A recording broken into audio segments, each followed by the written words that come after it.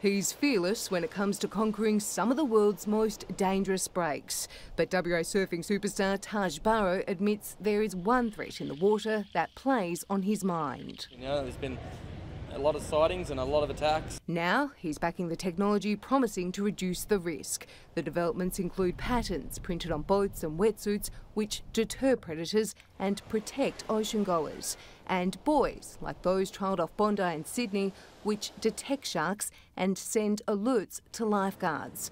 The 38-year-old pro is also behind these leashes. They create a magnetic field preventing the user from becoming prey. 14 people have been fatally attacked by a shark off our coast in the past 16 years. The most recent victims, surfer Ben Gehring at Falcon and grandmother Doreen Collier, who was mauled while diving off Mindarie. Their deaths prompted catch and kill orders. I don't necessarily think that it's necessary. I don't entirely support that. While acknowledging the tragic incidents, he believes innovation is the answer. I'm excited. I think it's just a good, humane way to, minimise the risk. After 19 years on the world stage, Burrow announced his retirement last month. He's now returned to Perth and is heading home to Yallingup.